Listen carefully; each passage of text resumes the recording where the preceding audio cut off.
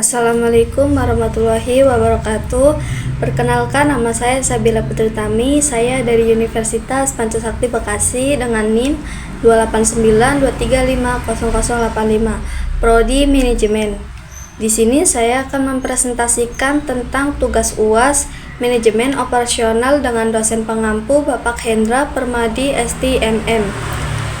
Dengan judul Strategi Sumber Daya Manusia. Tujuan dan fokus strategi sumber daya manusia. Tujuannya yaitu penetapan tujuan dari strategi sumber daya manusia dan pengukuran kerja adalah manajemen tenaga kerja dengan mendesain tugas setiap orang secara efektif dan efisien dalam pemanfaatannya. Fokus strategi SDM yaitu memanfaatkan secara efisien sumber daya manusia dengan semua keterbatasannya untuk keputusan manajemen operasional. Strategi sumber daya manusia dapat menjadi keunggulan bagi suatu perusahaan di dalam mempertahankan segmen pelanggannya dan merebut segmen pasar yang baru. Strategi ini dapat dilaksanakan apabila dapat memanfaatkan batasan-batasan yang ada di dalam pengembangan, antara lain dengan strategi produk, strategi proses, strategi perbedaan individu, strategi layout, strategi lokasi, dan penjadwalan kerja. Semua strategi itu akan sangat tergantung pada strategi rekrutmen dan pengembangan sumber daya manusia, seperti diuraikan pada gambar berikut ini. Gambar batasan strategi sumber daya manusia. Peranan tenaga kerja. Peranan tenaga kerja sangat menentukan di dalam proses operasi suatu perusahaan, sehingga diperlukan perencanaan sumber daya manusia yang baik dan akurat. Perencanaan sumber daya manusia dibuat untuk dapat mengatasi masalah-masalah yang menyangkut antara lain sebagai berikut. Menjaga stabilitas karyawan. Stabilitas kerja karyawan sangat perlu dijaga karena akan menentukan kelangsungan operasional perusahaan. Apabila tingkat berhenti dan masuknya karyawan tinggi, kemungkinan kontinuitas proses konversi dapat terganggu, disertai makin tinggi biaya untuk rekrutmen dan pelatihan bagi karyawan-karyawan baru. Mengantisipasi stabilitas karyawan sangat perlu diketahui kebutuhan tenaga kerja dan memperhitungkan. Yang pertama, pembayaran tenaga kerja. Yang kedua, asuransi tenaga kerja. Yang ketiga, pesannya premi upah yang merupakan ukuran bagi tenaga kerja yang dapat meningkatkan kinerja yang merupakan variable cost. 2. Penjadwalan kerja atau scheduling. Di Indonesia dan USA, jam kerja 5 hari kerja terdiri dari 8 jam per hari, sama dengan USA 8-hour day. Artinya standar waktu kerja 8 jam per hari, termasuk 1 jam untuk beristirahat, merupakan waktu jam kerja minimal yang berlaku secara umum di Indonesia atau USA. Secara manajemen sumber daya manusia, penjadwalan kerja terdapat beberapa pendekatan berikut ini.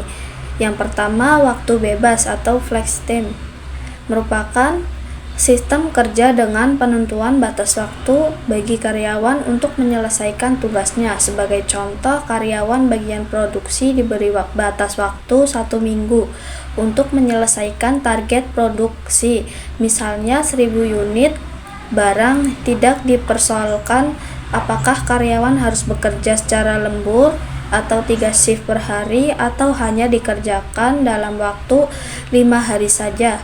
Teknis penjadwalannya diserahkan ke bagian produksi.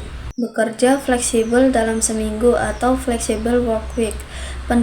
Penjadwalan kerja yang diberlakukan fleksibel, apakah hari tertentu karyawan dapat bekerja di bawah standar waktu 8 jam kerja per hari, tetapi harus dikompensasi dengan hari-hari lain untuk memenuhi kumulatif hari kerja karyawan di dalam seminggu.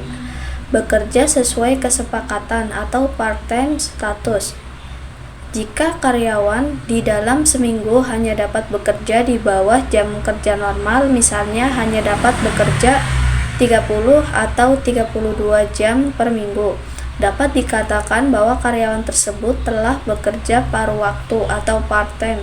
3. Peraturan kerja dan klasifikasi kerja, yaitu membuat klasifikasi tugas yang fleksibel dengan prinsip bagaimana dapat mempersembahkan produk kepada pelanggan secara cepat dan memuaskan, agar menjadi keunggulan dalam melakukan persaingan terhadap kompetitor. Desain tugas merupakan suatu pendekatan tugas secara spesifik yang ditetapkan menjadi suatu uraian tugas atau deskripsi di antara pekerjaan dengan kelompok atau organisasi. Yang pertama, spesialisasi tenaga kerja. Spesialisasi tenaga kerja merupakan pembagian tugas secara khusus atau spesial yang dapat dilakukan dengan mengembangkan keterampilan karyawan, mengurangi kerugian waktu sebagai akibat keenggaran karyawan untuk melakukan peralihan tugas serta pelatihan untuk menggunakan peralatan secara spesial atau khusus. Yang kedua, pengembangan tugas. Pengembangan tugas karyawan dilakukan untuk dapat mengantisipasi perubahan permintaan atas produk atau jasa dari pelanggan. Perubahan permintaan konsumen dapat menjadi perubahan secara total atau sebagian sistem konversi, sehingga akan mengubah dan mengembangkan tugas karyawan yang ada di dalam sistem konversi, antara lain dengan cara memperluas tugas karyawan atau job enlargement, melakukan mutasi tugas karyawan atau job rotation, dan memperkaya tugas karyawan atau job increasement, disertai dengan memperdayaan karyawan atau employee empowerment. Memperluas tugas atau job enlargement merupakan penambahan jenis tugas yang bertujuan selain mengurangi sifat tugas yang monoton sehingga karyawan menjadi jenuh. Tujuan lainnya untuk menambah keterampilan karyawan atau dexterity. Perputaran tugas atau job rotation merupakan sistem pengembangan karyawan dengan melakukan mutasi atau rotasi tugas, sehingga setiap tugas yang ada dalam kelompok kerja dapat dikuasai. Apabila suatu waktu kemudian hari ada promosi bagi karyawan tersebut, tidak akan ragu-ragu lagi untuk mengatasi persoalan yang dihadapinya. Pengayaan tugas atau job increment merupakan memperkaya tugas karyawan dengan cara tertentu di dalam tugas yang sama.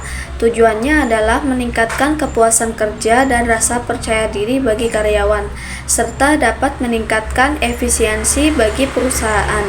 Artinya, apabila tugas-tugas yang ada dapat diselesaikan karyawan tersebut, maka tidak diperlukan tambahan karyawan untuk melakukannya.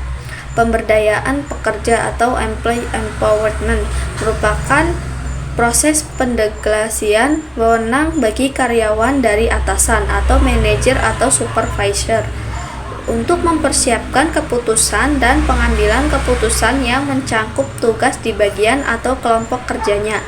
Pemberdayaan karyawan merupakan fungsi atasan sebagai supervisi dan pengarahan, serta motivasi bagi karyawan. 3. Faktor psikologis dalam desain tugas. Karakteristik tugas mempunyai komponen psikologis. Yang pertama, kemampuan yang bervariasi atau skill variasi, sehingga pekerja harus disesuaikan dengan karakter, kemampuan, dan bakat karyawan. Yang kedua, pengenalan tugas atau job identity. Yang ketiga, signifikasi tugas atau job signification. Yang keempat, memberi kebebasan dalam kreasi tugas atau autonomi. Yang kelima, umpan balik atau feedback. Dan yang keenam, evaluasi performance secara periodik untuk mengetahui kemajuan kinerja karyawan, baik untuk kepentingan karyawan maupun untuk kepentingan organisasi. Keempat, kepercayaan diri di dalam kelompok kerja.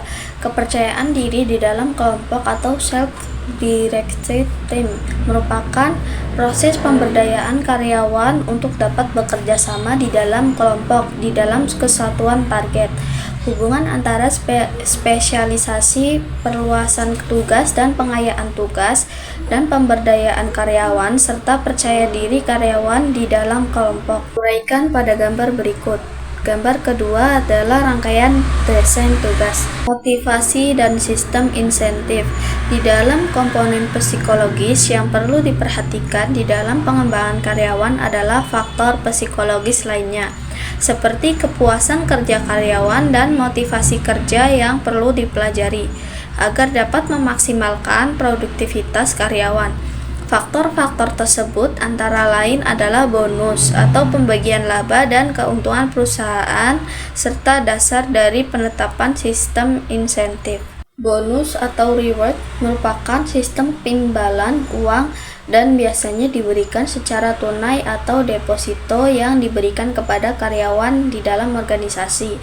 Pembagian laba atau profit sharing merupakan sistem yang mengatur bagian dari laba perusahaan yang dibagikan kepada karyawan. Biasanya dikaitkan dengan pencapaian target yang ditetapkan organisasi. Pembagian keuntungan atau gain sharing dapat sebagai pemberian keuntungan sesudah dilakukan laporan tahunan perusahaan, di mana karyawan diberi bagian dari keuntungan di samping keuntungan bagi para pemilik saham atau owner. Sistem insentif atau insentif system merupakan sistem yang diketahui oleh karyawan bahwa dengan peningkatan produktivitas individu maupun kelompok akan memperoleh sejumlah insentif berdasarkan sistem insentif yang ada. Penetapan sistem kompensasi atau basic pay system merupakan dasar bagi karyawan untuk mengetahui porsi kompensasi atau pembayaran yang akan diterima apabila karyawan di dalam melakukan tugas disertai kemampuan dan pengetahuan yang baik menyelesaikan tugasnya. Faktor-faktor di atas menjadi pendorong untuk menciptakan kepuasan dan motivasi kerja karyawan. Makin tinggi insentif yang diperoleh karyawan, akan semakin tinggi kepuasan dan motivasi kerja karyawan. Kondisi tingkat kepuasan dan motivasi kerja karyawan yang tinggi akan menjadi suatu keunggulan bagi organisasi untuk bersaing. Dengan keunggulan ini, sumber daya manusia perusahaan akan dapat mengikuti perubahan dan perkembangan pasar sesuai dengan permintaan konsumen atau pelanggan. Metode analisis dan studi kerja di dalam menjalankan tugas karyawan, apakah pelaksanaan tugas dapat menciptakan produktivitas kerja atau tidak? Maka perlu diadakan analisis dan studi kerja untuk mengetahui setiap permasalahan yang ada di dalam pelaksanaan tugas karyawan. Di samping untuk pengembangan prosedur dan keamanan kerja, juga untuk meningkatkan kualitas kerja karyawan, langkah-langkah itu dapat dilakukan dengan membuat yang pertama diagram alir kerja atau flow diagram yang menggunakan gambar-gambar untuk menganalisis pergerakan manusia dan bahan atau material sehingga dapat didesain alir kerja yang paling efisien dan paling aman. Kartu prosedur kerja atau process card merupakan grafik yang menguraikan kegiatan dan sinkronisasinya pada setiap langkah prosedur kerja sehingga akan dapat dianalisis setiap langkah-langkah tersebut apakah sudah dapat menghasilkan efisiensi dan kualitas kerja. Yang kedua, kartu aktivitas atau activity card yang berisi alur kegiatan beserta peralatan yang dipergunakan, disertai kombinasi pemakaian mesin dan peralatan dari operator atau karyawan. Yang ketiga, karyawan operasional atau operasional card yang menggambarkan bagian-bagian kegiatan yang digambarkan apa yang dilakukan tangan kanan dan tangan kiri. Dengan menganalisis gambaran grafik dari setiap kegiatan ini akan dapat dilakukan pengembangan dan perbaikan tugas lebih meningkat dan berkualitas. Visualisasi tempat kerja. Visualisasi tempat kerja merupakan langkah yang paling baik untuk melakukan monitoring karyawan di tempat kerja, sekaligus untuk menganalisis situasi di tempat kerja apakah sudah memadai atau masih dapat lebih ditingkatkan. Tujuannya adalah untuk meningkatkan komunikasi antar karyawan atau karyawan dengan atasannya dan karyawan dengan peralatan yang ada. Visualisasi di tempat kerja dilakukan umpamanya di dalam penggunaan peralatan operasional, gambaran tingkat persediaan, gambaran check tim untuk menyelesaikan suatu pekerjaan, gambaran informasi kebutuhan persediaan setiap hari, gambaran monitoring peralatan dan mesin yang memerlukan bantuan karyawan, serta gambar prosedur kerja operasional yang spesifik di tempat kerja.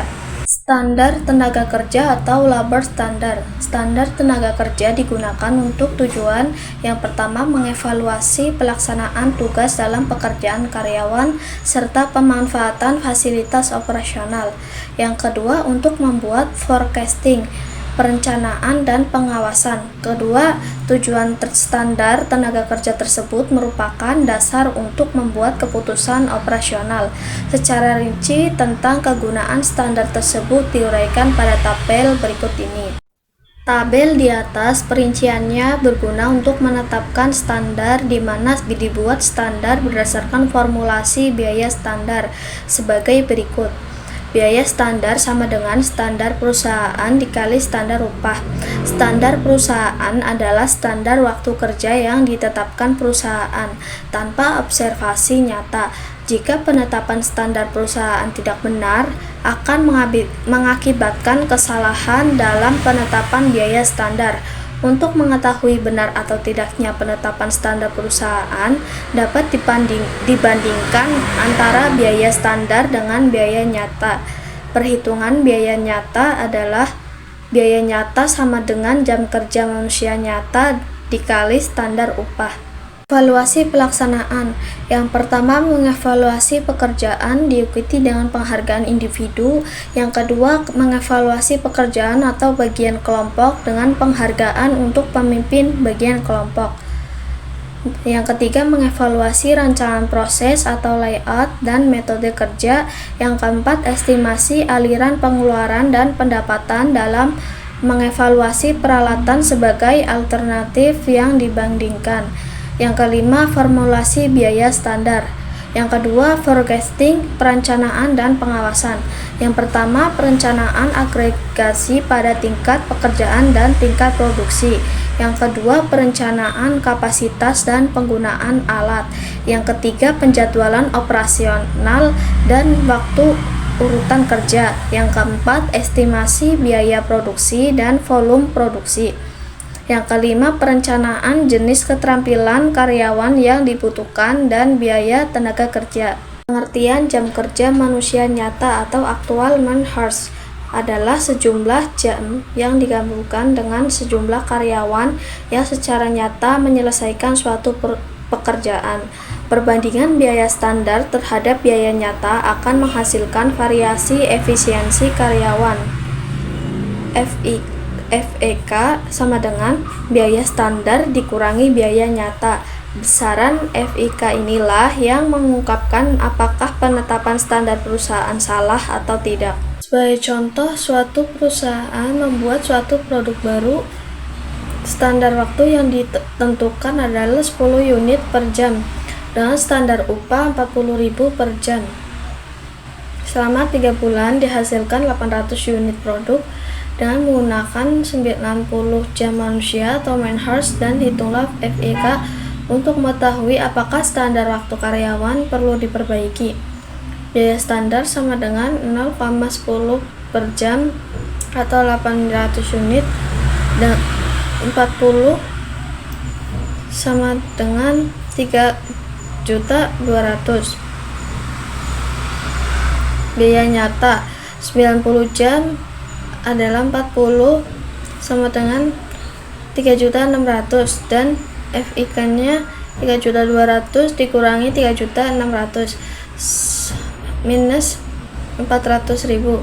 Kesimpulannya bahwa standar waktu karyawan ditetapkan perusahaan masih perlu diperbaiki. Pengukuran kerja atau work measurement. Pengukuran kerja merupakan penentuan tingkat dan kuantitas karyawan yang langsung terlibat di dalam sistem konversi.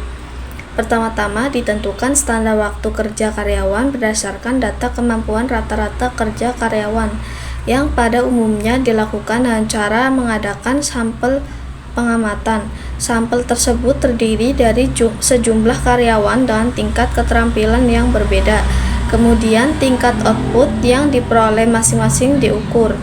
Dari hasil pengukuran itu diperoleh rata-rata kemampuan kerja mereka. Menetapkan standar waktu karyawan atau labor standar dapat dilakukan melalui teknik pengukuran kerja dengan beberapa macam pendekatan. Yang pertama, pendekatan dengan mengabaikan formalitas pada usaha jasa. Pada umumnya bersifat padat karya. Standar karyawan diukur dengan teknik ini. Dengan demikian, gaji atau upah tidak didasarkan atas efektivitas kerja. Yang kedua, pendekatan data historis. Teknik ini menganggap bahwa apa yang sudah dilaksanakan adalah normal.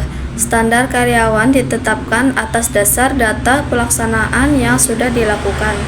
3. Pendekatan waktu langsung, yaitu pada umumnya teknik ini disebut studi waktu atau stopwatch, dan alat yang digunakan adalah stopwatch. Formula yang digunakan adalah standar waktu sama dengan waktu normal dibagi satu waktu ditenggang dalam persen, di mana waktu normal rata-rata daur waktu dikali faktor rating sama dengan rata-rata daur waktu adalah waktu untuk tiap waktu unsur kerja dibagi jumlah daur yang diobservasi. Yang dimaksud dengan waktu ditenggang adalah waktu yang dibutuhkan karyawan untuk keperluan yang bersifat pribadi, misalnya makan, kelelahan, melaksanakan ibadah, buang air kecil atau besar, dan sebagainya, dan terjadi kerusakan mesin sehingga penundaan pekerjaan tidak dapat dihindari. Umumnya dinyatakan dalam persentase. Faktor rating umumnya diperkirakan antara 85% sampai 90% dan sangat tergantung pada anggapan subjektif tentang kenormalan prestasi karyawan menurut perusahaan. Sebagai ilustrasi diambil contoh. Seorang manajer operasional menugaskan staf pengawas untuk melakukan analisis waktu untuk mendapatkan standar waktu pembuatan suatu produk A. Untuk proses pembuatan produk itu terdiri dari 4 unsur kegiatan. Hasil pengamatan staf pengamatan menunjukkan bahwa daur waktu operasional tiap unsur kegiatan adalah 8, 9, 7, dan 8 menit. Faktor rating ditetapkan oleh staf pengawas adalah 90%, sedangkan waktu tenggang ditetapkan 15%. Penetapan standar waktu karyawan menggunakan formula di atas adalah rata-rata daur waktu, yaitu 8 ditambah 9 ditambah 7 ditambah 8 dibagi 4 menit sama dengan 8 menit. Waktu normal sama dengan 8 menit dikali 90% sama dengan 7,2 menit, dan standar waktu sama dengan 7,2 dibagi 1 kurang 0,15 sama dengan 8,47 menit. Dengan demikian, penetapan standar waktu sebesar 8,47 menit adalah untuk memprosesan produk A untuk unsur yang menyangkut tingkat kemampuan efektif karyawan dalam waktu ditenggang telah dimasukkan ke dalamnya. 4. Pendekatan sampel kerja. Teknik ini dapat menggunakan metode Tippett yang diperkenalkan tahun 1934, di mana Marrow merupakan orang yang pertama menggunakan metode ini di Inggris dan menyebutnya rasio penundaan. Sejak 1952, metode tersebut berkembang pesat, khususnya di Amerika dan negara-negara industri maju yang ada sekarang. Dasar-dasar teknik ini menggunakan metode statistik dalam menentukan proporsi dan besaran sampel. Langkah penggunaan teknik ini adalah: 1. Menentukan kegiatan yang bisa digolongkan sebagai kegiatan bekerja dan tidak bekerja terhadap objek studi karyawan, mesin, atau kedua-duanya. Yang kedua, menentukan lama waktu pengamatan terhadap satu unsur objek studi atau umumnya yang tergolong kepada kegiatan bekerja. Yang ketiga, menghitung proporsi satu unsur objek studi tersebut terhadap jumlah pengamatan dengan formula P sama dengan X bagi N, di mana X adalah jumlah kegiatan yang tergolong bekerja dan N adalah jumlah pengamatan. 4. Menentukan besaran sampel dengan menggunakan formula N sama dengan Z pangkat 2 kurung buka 1 kurangi P kurung tutup dibagi E pangkat 2 P, di mana N adalah besaran sampel dalam hal ini pengamatan, dan Z tingkat keyakinan statis. Untuk keyakinan 68%, maka Z sama dengan 1,95%, maka Z sama dengan 2, dan untuk 99%, maka Z sama dengan 3. P yaitu proporsi statistik hasil langkah 3, dan E adalah sama dengan kesalahan taksir untuk P yang masih bisa diterima atau tingkat ketelitian atau umumnya antara 5-10%. Sebagai ilustrasi, diambil contoh suatu perusahaan produsen komputer merek Toshiba yang sudah terkenal 3 bulan terakhir. Direktur perusahaan agak kecewa karena produk yang mereka sering terlambat sampai ke konsumen pada beberapa minggu terakhir. Untuk mengetahui penyebabnya, direktur bersama pengawas mengadakan inspeksi ke pabrik. Hasil inspeksi menunjukkan bahwa yang berhubungan dengan bahan baku tidak perlu dipermasalahkan. Satu hal yang terpikir direktur adalah cara dan langkah bekerja pada karyawan perakit Central Processing Unit atau CPU kurang efisien, sehingga produktivitasnya dinilai masih rendah. Direktur menugaskan staf pengawas untuk menganalisis studi waktu peneliti sejauh mana efisiensi penggunaan para karyawan perakit CPU yang 10 orang bekerja dan menetapkan standar waktu untuk perakitan. Apa yang dilakukan staf pengawas? Yang pertama, menggolongkan kegiatan apa yang termasuk kegiatan pekerja dan kegiatan bukan bekerja. Yang kedua, karena jam kerja efektif pabrik itu setiap harinya adalah 7 jam, maka staf pengawas memutuskan untuk 20-30 menit diadakan pengamatan terhadap objek. Yang ketiga, untuk menetapkan besaran sampel pengamatan, staf pengawas meminta kepada supervisor untuk memilih seorang karyawan perakit CPU yang terampil untuk diamati. Yang keempat adalah menentukan jumlah pengawasan untuk sampel pengamatan dengan menggunakan tingkat keyakinan pendugaan P sama dengan 95%, yaitu Z sama dengan 2, dan kesalahan taksir untuk P dibagi E sama dengan 5%. 5 adalah pengamatan akan dilakukan selama 35 hari, sehingga setiap harinya kerja akan dilakukan paling tidak 14 pengamatan, yaitu 500 dibagi 35 sama dengan 14. Yang keenam, bersama supervisor, staf pengawas menentukan objek atau karyawan yang akan diamati. Objek yang bisa diikat serta adalah mereka yang bisa dianggap sudah memiliki keterampilan yang cukup. Ternyata dari 10 karyawan, hanya 8 yang bisa digunakan sebagai objek pengamatan. Hasil pengamatan menunjukkan bahwa dari 500 pengamatan, terdapat 350 kegiatan yang benar-benar tergolong bekerja. Yang ketujuh, untuk memeriksa kebenaran pendugaan P yang diperoleh dari 500 pengamatan. Yang kedelapan adalah staf pengawas membuat pemerataan faktor rating 8 karyawan dan hasilnya diasumsikan 100% atau 1,00, sedangkan output yang dihasilkan selama waktu pengamatan adalah 7 jam. Secara total adalah 20 unit. Waktu ditenggang ditetapkan 8% karena sudah ada 1 jam istirahat. TN sama dengan kurung buka 7 kali 60 kurung tutup kurung buka 0,76 kurung tutup kurung buka 1,0 kurung tutup dibagi 20 sama dengan 15,96 menit. Standar waktu atau TS sama dengan 15,96 dibagi kurung buka 1 dikurangi 0,08 kurung tutup sama dengan 17,35 menit. Dengan penetapan waktu standar tersebut, maka setiap unit output harus diselesaikan dalam 17,35 menit. Penetapan tujuan dari strategi sumber daya manusia dan pengukuran kerja adalah manajemen tenaga kerja dengan mendesain tugas setiap orang secara efektif dan efisien di dalam pemanfaatannya. Fokus dari strategi sumber daya manusia adalah memanfaatkan secara efisien dengan semua keterbatasannya untuk keputusan manajemen operasional.